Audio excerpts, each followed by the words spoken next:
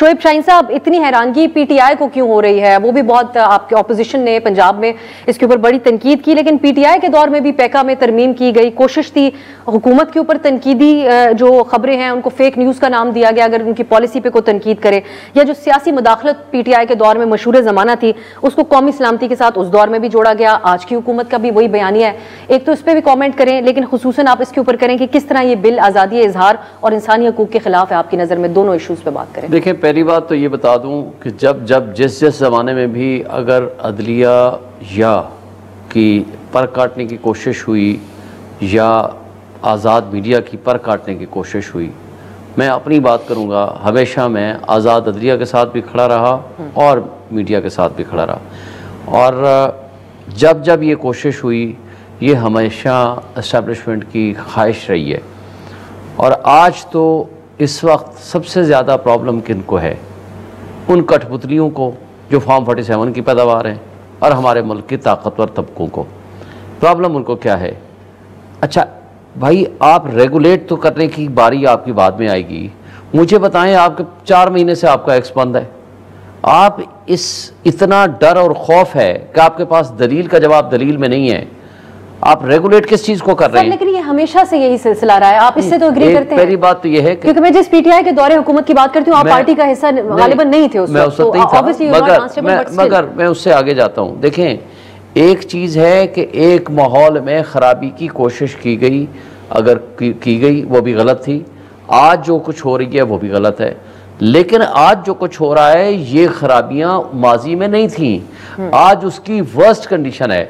आज उसकी वजह यह है कि आज आपके पास, मुझे ये बताएं, स्टेक होल्डर्स है आपका मीडिया, स्टेक होल्डर्स है आपकी लीगल फर्टेनिटी।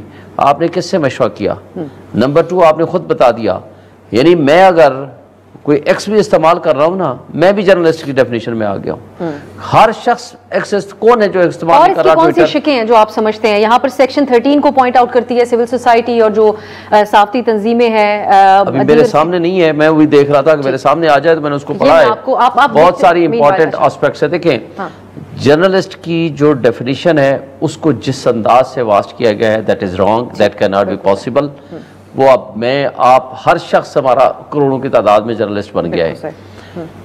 नंबर 2, ये जो कहा गया है ना कि ये अगला बंदा नहीं बताएगा, साबित करेगा कि उसकी बेइज्जती हुई है या नहीं हुई या उसकी इंसल्ट हुई है, ये बर्डन ऑफ प्रूफ आपकी तरफ रुख कर दिया गया है। आप बताएंगे जी आप जुर्माना आपको हर हाल में देना पड़ेगा।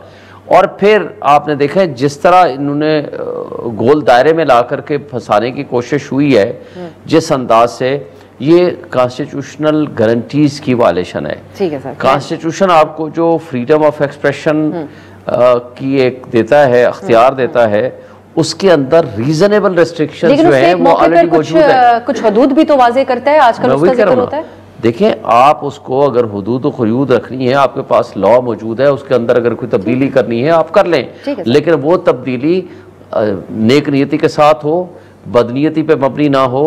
इसलिए कि आप किसी चीज़ का भी चूँकि जवाब देने की पोजीशन में नहीं होते हैं, आप उसको पहले बंद कर देते हैं, उसके बाद आप उसका जवाब इस अंदाज से देते हैं कि आप उसको प्रॉपरली ही क्रॉस कर देते हैं।